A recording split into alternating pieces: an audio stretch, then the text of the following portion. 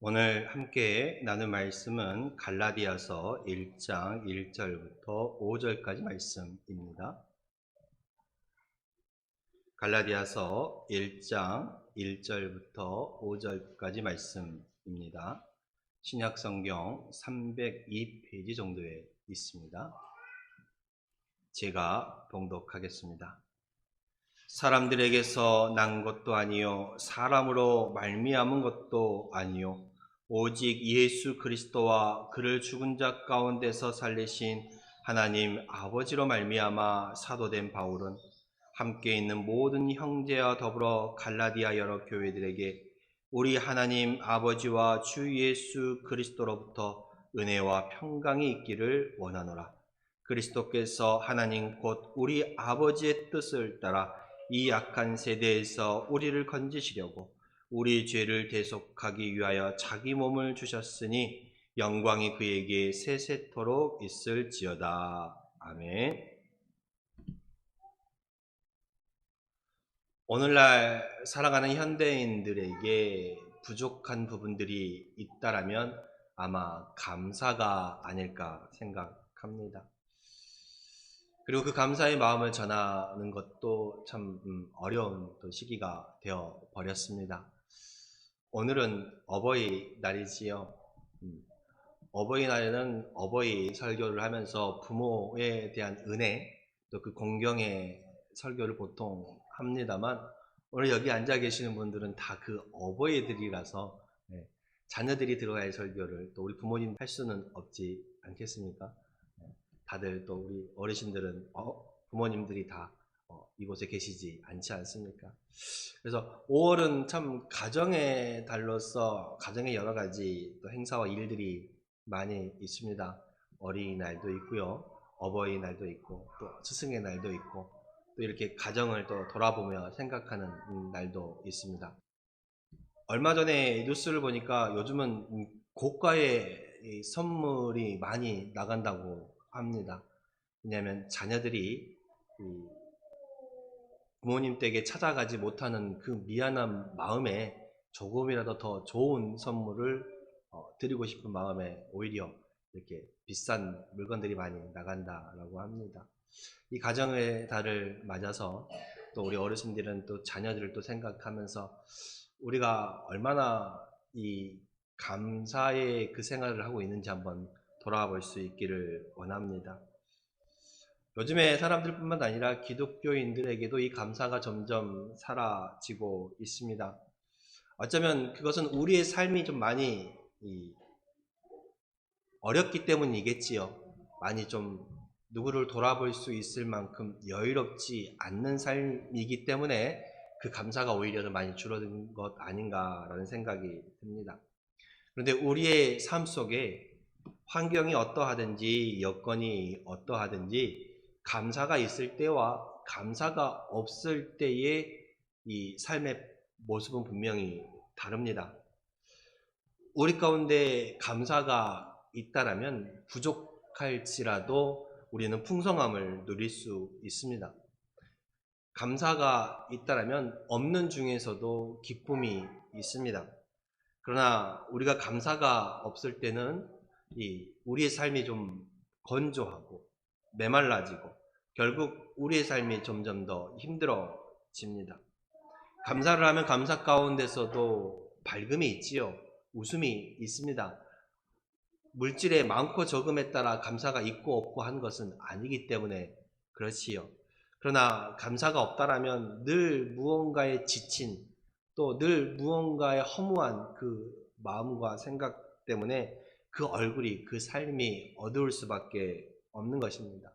그래서 성경에서도 우리에게 말합니다. 항상 기뻐하라, 쉬지 말고 기도하라, 범사에 감사하라 라고 말씀하고 있습니다. 어떠한 조건, 어떠한 상황 가운데서도 우리 신앙인들은 늘 감사의 그 모습을 가지고 있어야 한다라고 성경은 말하고 있고 권면하고 있습니다. 우리도 이렇게 머리로는 늘 감사해야 한다라는 것, 늘 모든 상황들 가운데 기뻐해야 한다라는 것, 그것이 오히려 나에게 유익이 된다라는 것을 알고 있습니다. 그런데 막상 감사하며 살아야지라고 생각을 하지만 우리의 삶 속에서 그 감사의 조건들이 발견되지 않을 때 오히려 이 감사보다는 원망이 먼저 나오고 불평이 먼저 나오고 근심과 걱정이 우리를 짓누를 때가 많이 있습니다.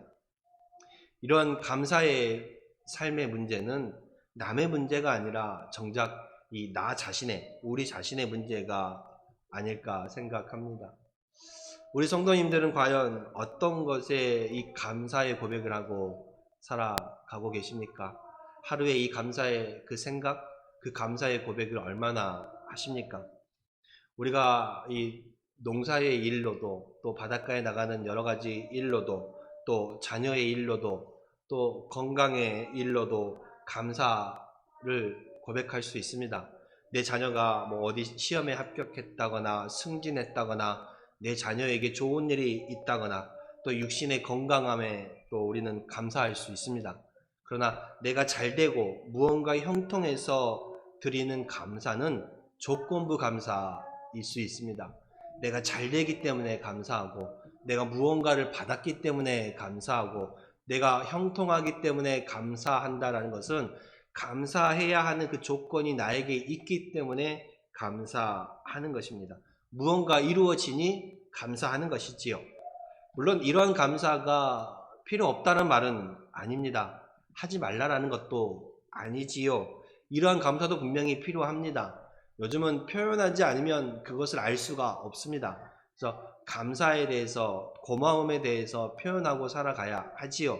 받은 것에 대한 그 마음의 표현이 감사고 고마움입니다. 표현을 해야지요. 표현해야 압니다.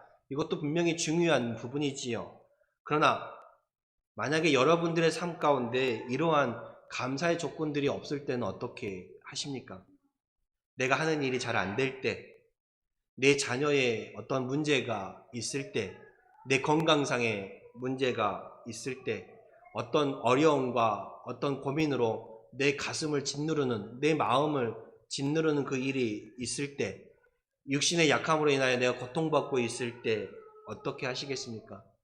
원망하며 불평하며 왜 나에게만 이러한 일들이 있는가? 왜 내 삶만 이렇게 힘겨운 것 같은가? 라고 원망하고 불평하시겠습니까? 우리 그리스도인들은 세상 사람들과는 조금 다른 이 감사의 조건들이 있어야 합니다.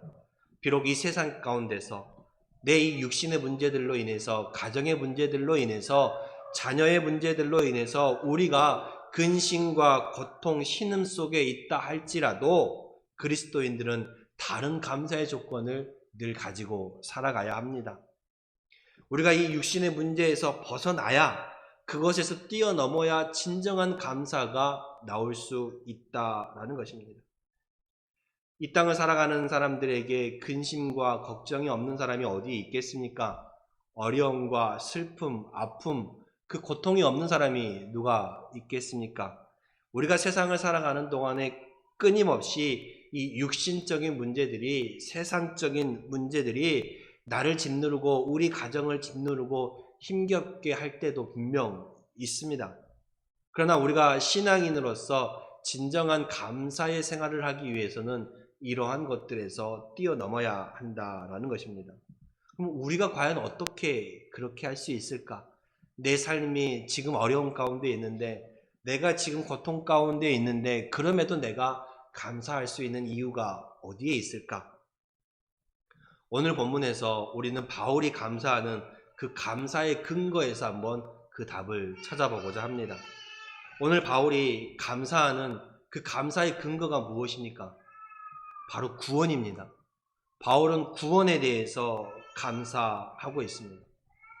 내가 하나님의 자녀가 되었다라는 것, 내가 주 예수 그리스도를 믿고 살아간다라는 것, 내가 신앙생활을 한다라는 것, 내가 교회를 다닐 수 있다라는 것, 내가 저 천국 하늘의 시민권자가 되었다라는 것, 그것에 대한 감사가 우리 신앙인들에게는 있어야 합니다.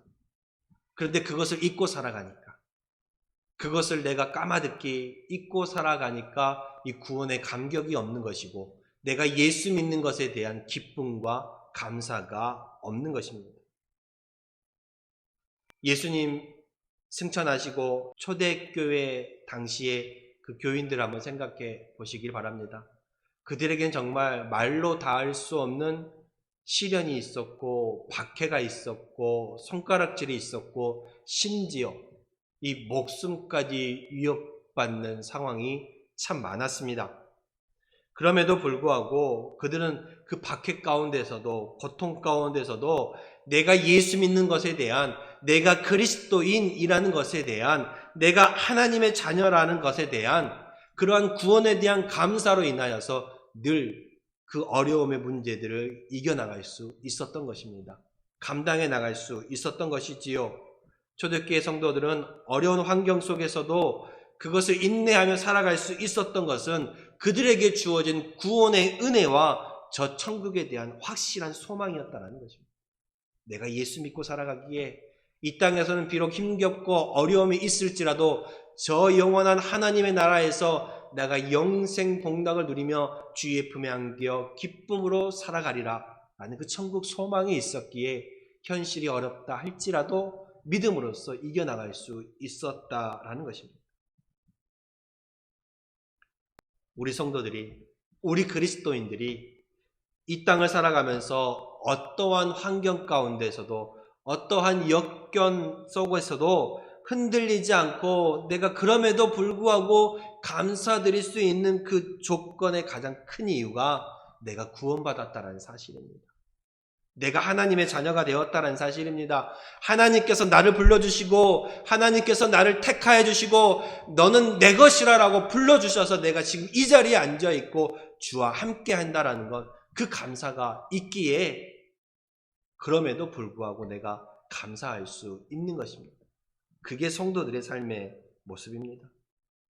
구원에 대한 은혜, 저 천국에 대한 소망, 그것이 있기에 이 구원의 감격이 있기에 늘 감사함으로 살아갈 수 있는 가장 큰 조건이 되는 것입니다. 여러분, 큰 권세, 큰 힘을 가지고 있는 부모를 둔 자녀는 두렵지 않습니다. 그렇지요? 세상에서도 부모가 어떤 큰 권력을 가지고 있거나 부모가 돈이 많거나 그러면 그 자녀는 두렵지 않습니다. 아버지의 힘을 믿기 때문에 그렇지요. 근데 우리는 누구의 자녀입니까? 우리는 전능하신 하나님의 자녀입니다. 하나님께서 너는 내 것이라 부르시면서 하나님께서는 태초 전부터 만세 전부터 여러분들을 택하여 부르시고 작정하셨습니다. 우리는 하나님의 자녀가 된 것입니다. 세상 그 무엇과도 비교할 수 없는 천지 만물을 지으시고 창조하신 하나님 아버지, 그 아버지를 나의 뒷배경에 두는 우리들이 두려워할 필요가 무엇이 있겠습니까? 그러니 이 세상을 살아가면서도 어떤 환경과 여건 속에서도 내 아버지께서는 하나님이 되시니 그 하나님께서 나를 도와주실 것이니 그 하나님께서는 나와 함께 하실 것이니 내가 두렵지 않다. 내가 이겨나갈 수 있다. 내가 승리할 수 있다. 그것에 대한 또한 감사가 우리 가운데 있는 것입니다.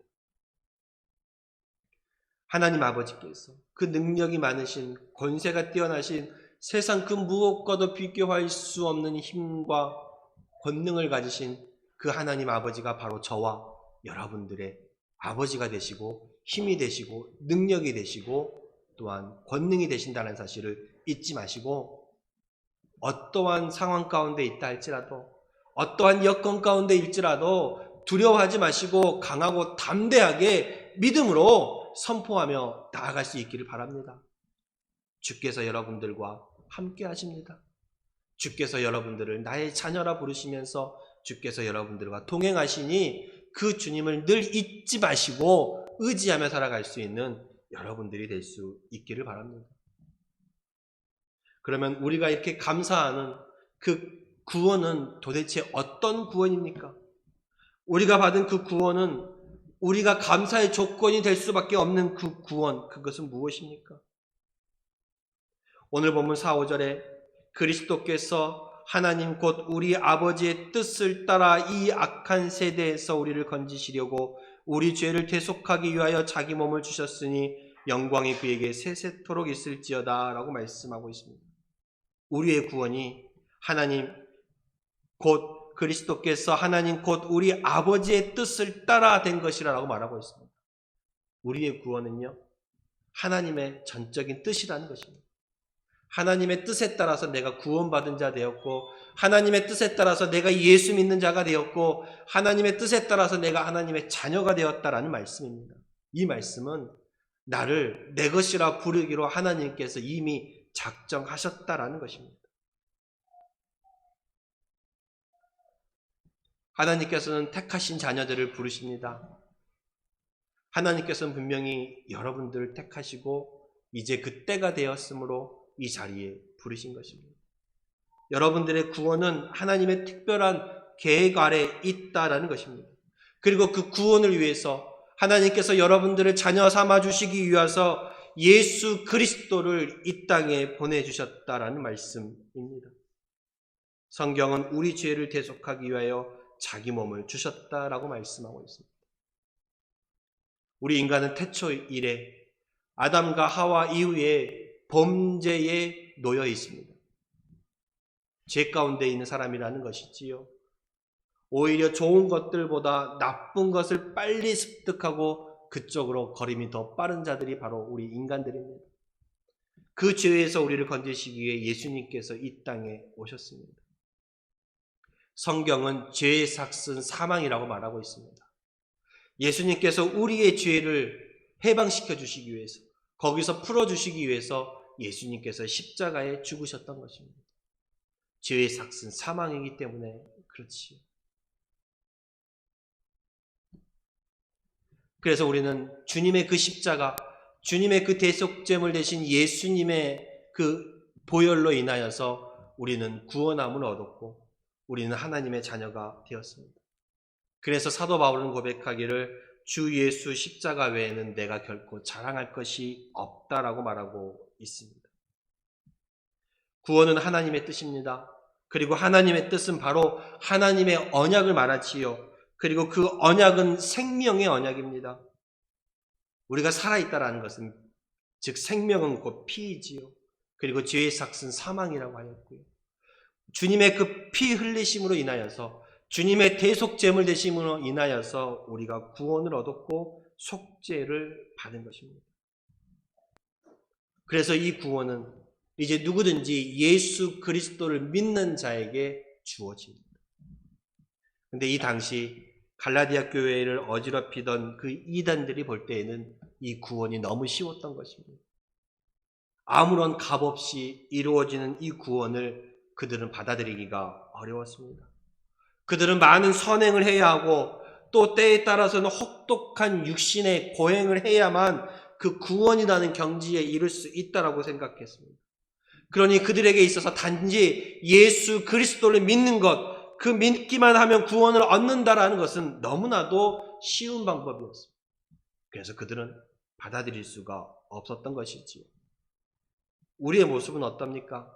신앙생활 하다 보면 우리도 그 신앙을 어떠한 틀에 묶여두려는 경향이 있습니다. 자기가 생각하는 그 틀에서 벗어나면 그것은 옳지 않다라고 말하는 것이죠. 내가 맞고 내가 정답이다라고 얘기합니다. 신앙의 모습은 각자가 다 다르지요. 하나님 앞에 서 있는 여러분들의 모습이 다릅니다. 여러분들의 살아왔던 환경과 여건이 다르는 것처럼 하나님 앞에 여러분이 드리는 그 신앙의 모습도 각자가 다 다를 수 있습니다. 무엇이 좋다, 나쁘다, 옳다, 그르다라고 말할 수는 없지요. 그 주님에 대한 은혜, 그 구원, 믿음만이 변치 않는다면 말입니다. 그래서 초대교회에 있을 때에 갈라디아 교회 또한 어지럽히던 여러 문제들 가운데 하나가 어떤 그 종교적인 행위가 수반되지 않는 그 구원의 진리를 도저히 받아들일 수가 없었던 것이지요. 예수 믿기만 하면 구원받는다라는, 예수 믿기만 하면 저 천국에 간다라는 이 사실을 받아들이기가 어려웠습니다.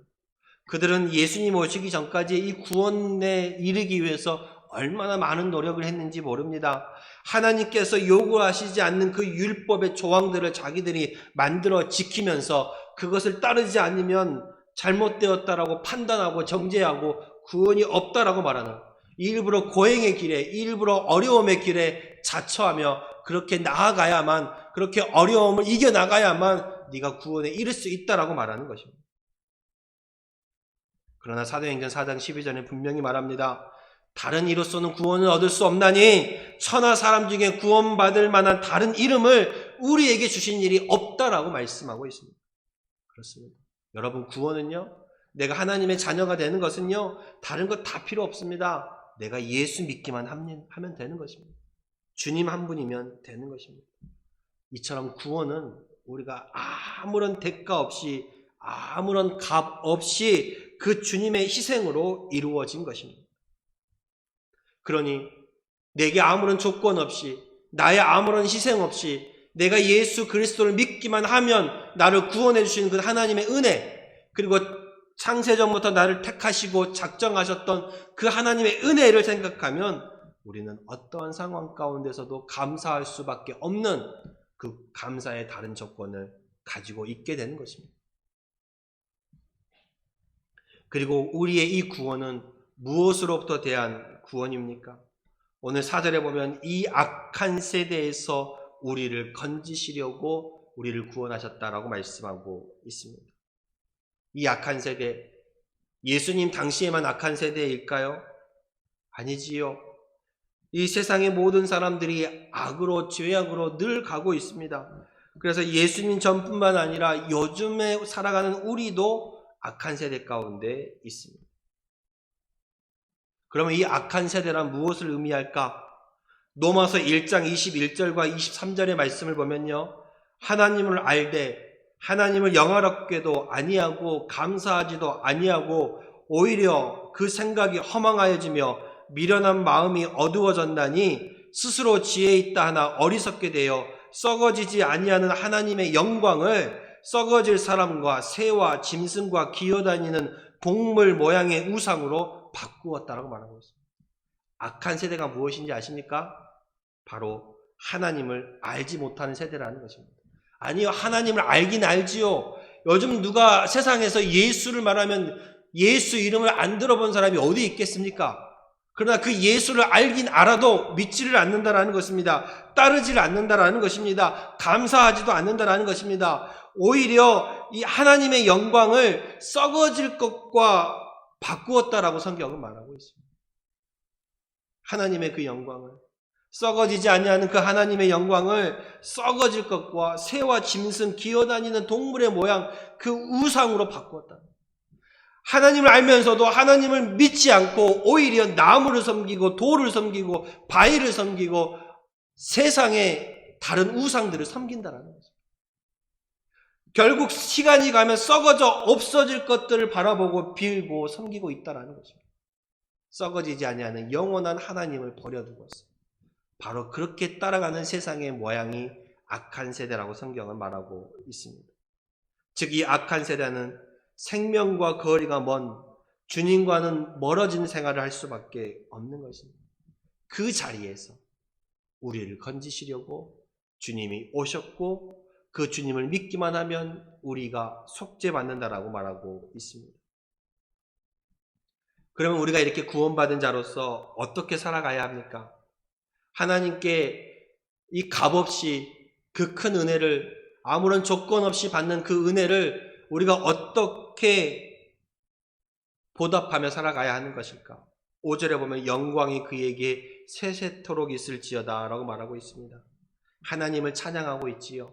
그 구원을 찬양하고 있습니다. 이 말은 우리가 하나님을 위해 살아가야 한다라는 것입니다. 그 구원의 감격은 늘 잊지 않고 주께 영광을 돌리는 그 삶을 살아가야 한다라는 것입니다. 예수님조차도 이 땅을 살아가시면서 말할 수 없는 고통과 고난, 아픔을 겪으셨습니다. 그러나 그 모든 아픔과 고난을 주님은 친히 이기셨습니다. 그래서 예수님께서 우리에게도 말씀하셨죠. 너희가 세상에서 환난을 당하나 담대하라. 내가 세상을 이겼다라고 말씀하고 있습니다. 주님을 믿는 우리는, 주님을 따라가는 우리는 끝내 예수님처럼 승리하게 되어 있다라고 성경은 분명하게 약속하고 있습니다.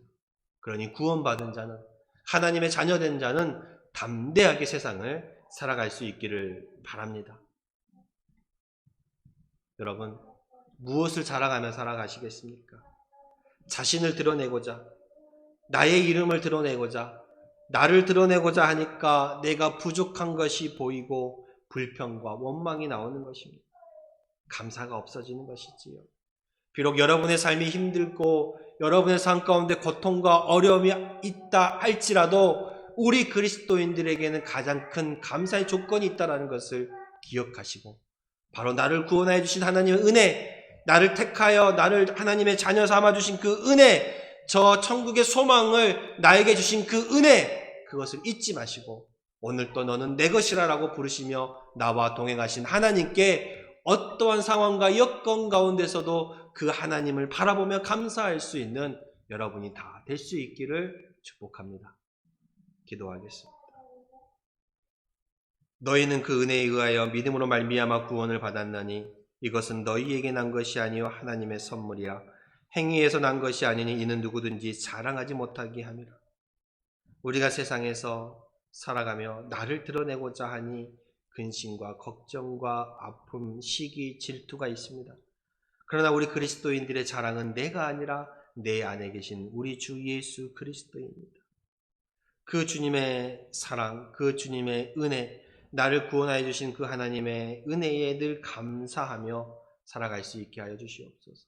내가 지금 예수 믿고 살아간다라는 것, 그것이 얼마나 큰 축복이며 그것이 얼마나 큰 감사의 조건인지를 깨달을 수 있게 하여 주시옵소서. 그리스도인으로서 살아간다는 것 참 힘겹고 어려운 일일 수도 있습니다. 그러나 그것이 이 땅에서뿐만 아니라 저 영원한 하나님의 나라에서 우리에게 주어질 큰 상급의 복된 이름임을 깨닫고 이 신앙에서, 이 믿음에서 떠나지 않게 하여 주시옵소서. 예수 그리스도의 이름으로 기도드렸습니다. 아멘.